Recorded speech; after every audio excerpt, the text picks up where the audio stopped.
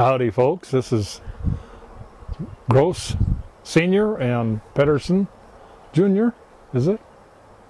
Oh, Pedersen, well, we're both seniors. Seniors. Anyway, this is a little play-by-play, a little history of Kenmare, North Dakota. And it is Saturday, May the 19th of 07 that we're doing this. And the story of the history of what we're going to talk about here is an episode that happened in Kenmare many years ago, approximately 1957, 56 maybe, where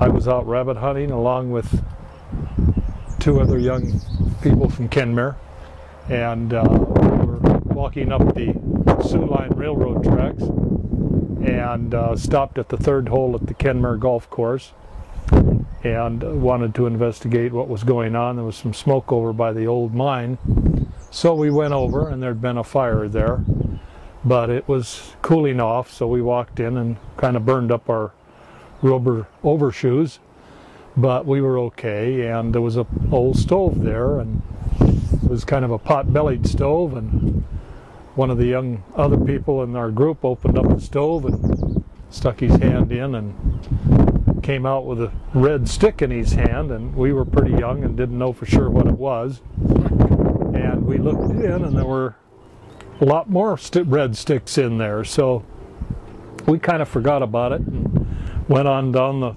railroad tracks hunting rabbits until it got looking like a storm coming, so we turned around and went home. And I was eating dinner with my parents, and I happened to mention that out hunting we stumbled on a pot-bellied stove with some red sticks on it out by the golf course.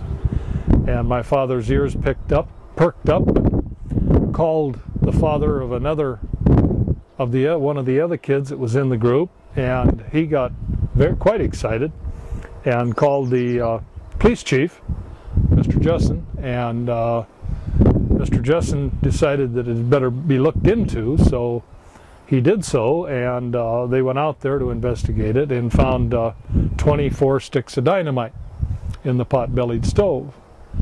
So they decided that they weren't going to be able to find out who they belonged to if they didn't kind of stake it out. So they did a stakeout, and either the second or the third day, the people that had acquired the dynamite came out to get it, and they arrested them, and there was quite a trial, and the two young people from Kenmare that had confiscated the dynamite were put on trial and put in prison.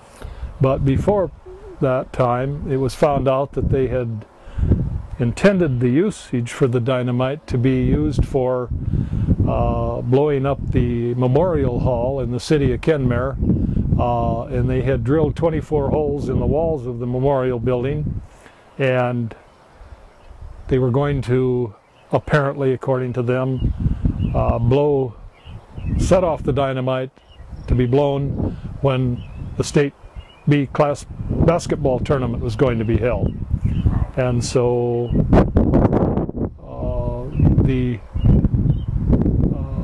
capturing of this dynamite and capturing of the two young men prevented this from happening. It would have been a terrible tragedy in Kenmare. And that should about do it. What do you think, Mr. Pedersen?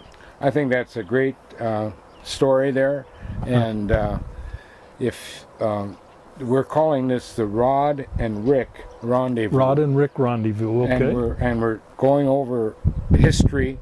Some of it we can't show on to the world. Right. We have to keep to ourselves, and some of it can't even share with his wife.